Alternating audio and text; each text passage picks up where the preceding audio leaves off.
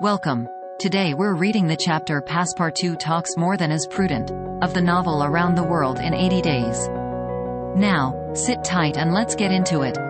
Fix soon rejoined Passepartout, who was lounging and looking about on the quay, as if he did not feel that he, at least, was obliged not to see anything. "Well, my friend," said the detective, coming up with him, "is your passport visit?" "Ah, it's you, is it, monsieur?"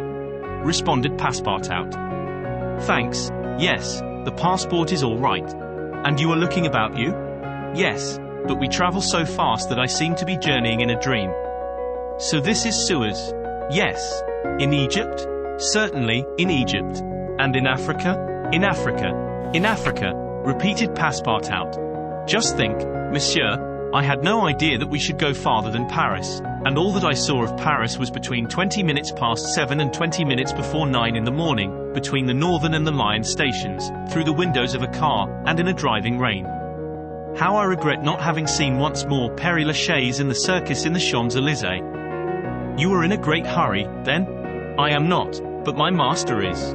By the way, I must buy some shoes and shirts.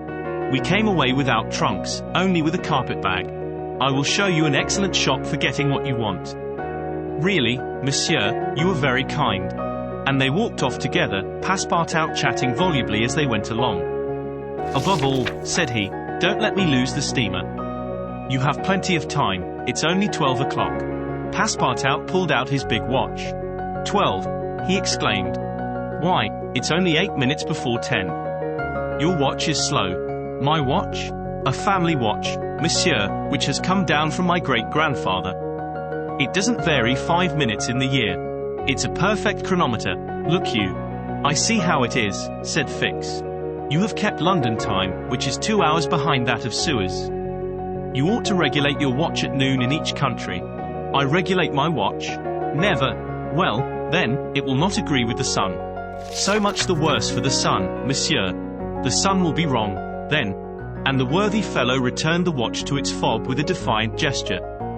After a few minutes' silence, Fix resumed, "You left London hastily, then?" "I rather think so. Last Friday at 8 o'clock in the evening, Monsieur Fogg came home from his club, and 3/4 of an hour afterwards we were off." "But where is your master going?" "Always straight ahead. He is going round the world." "Round the world?"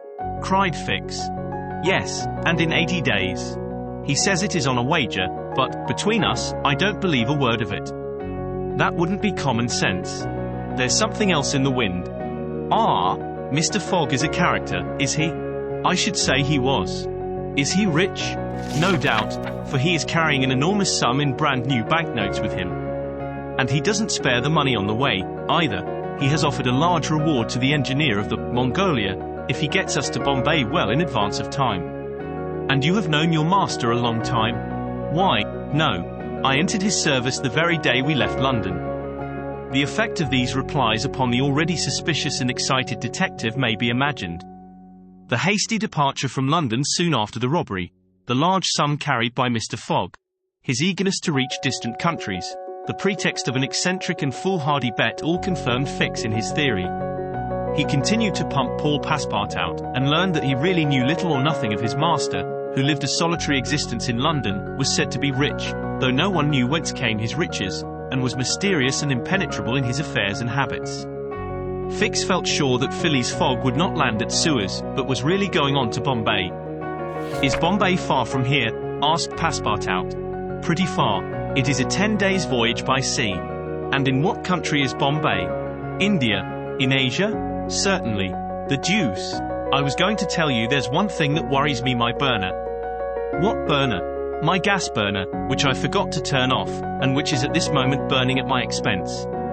I have calculated, monsieur, that I lose 2 shillings every 24 hours, exactly 6 pence more than I earn, and you will understand that the longer our journey."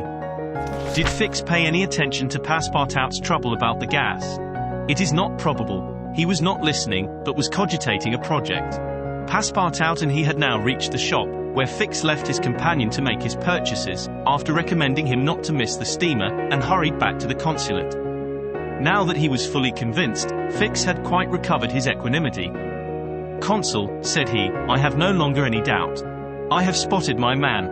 He passes himself off as an odd stick who is going round the world in 80 days. Then he's a sharp fellow, returned the consul, and counts on returning to London after putting the police of the two countries off his track. We'll see about that, replied Fix. But are you not mistaken? I am not mistaken. Why was this robber so anxious to prove, by the visa, that he had passed through Suez? Why? I have no idea, but listen to me. He reported in a few words the most important parts of his conversation with Passepartout. In short, said the consul, appearances are wholly against this man. And what are you going to do? Send a dispatch to London for a warrant of arrest to be dispatched instantly to Bombay, take passage on board the Mongolia, follow my rogue to India, and there, on English ground, arrest him politely, with my warrant in my hand, and my hand on his shoulder. Having uttered these words with a cool, careless air, the detective took leave of the consul, and repaired to the telegraph office, whence he sent the dispatch which we have seen to the London police office. A quarter of an hour later found Fix, with a small bag in his hand, proceeding on board the Mongolia, and, ere many moments longer, the noble steamer rode out at full steam upon the waters of the Red Sea. Did you enjoy today's chapter of Around the World in 80 Days? Why not subscribe and ring the bell?